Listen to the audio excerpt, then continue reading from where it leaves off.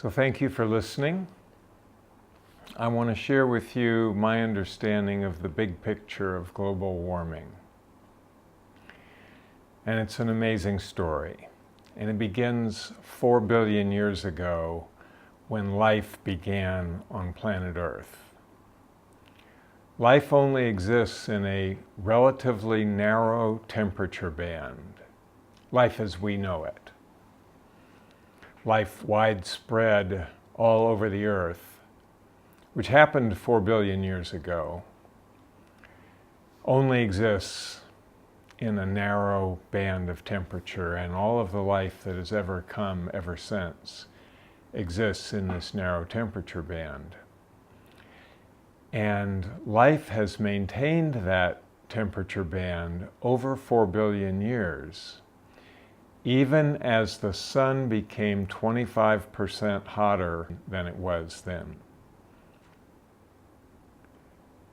The sun has become 25% hotter over the last 4 billion years. And during that time, life has been pulling carbon out of the atmosphere through photosynthesis and depositing it deep within the earth in the form of coal, oil, and natural gas. And this process of carbon sequestration has changed the amount of carbon in the atmosphere from 1,000 times as much as now, 4 billion years ago, to what it currently is.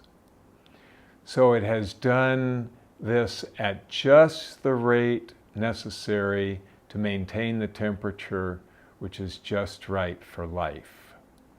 And this was the reason that the Gaia hypothesis came about.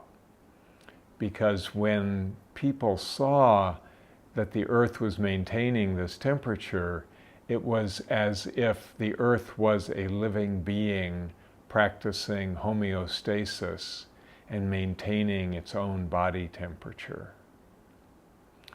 And so we, in a geological instant, have dug up all this carbon and redeposited it in the atmosphere by burning the fossil fuels.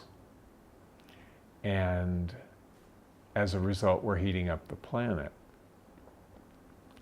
So it's clear that now we know this, and the time is ripe for us to engage in a global mobilization, the way we mobilized for World War II.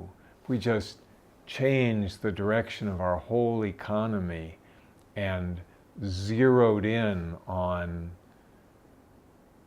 this task. And that's what we need to do now.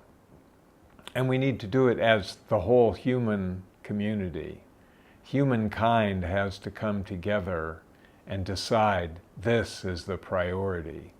We're going to reverse global warming by making the transition to renewable resources. We're going to use the sun shining above the ground in the form of photons, solar energy directly, and wind energy, and probably some biomass, instead of digging up the carbon from the earth, the coal, the oil, the natural gas. We know how to do this. We have the expertise, but it needs to become the human priority. Thank you.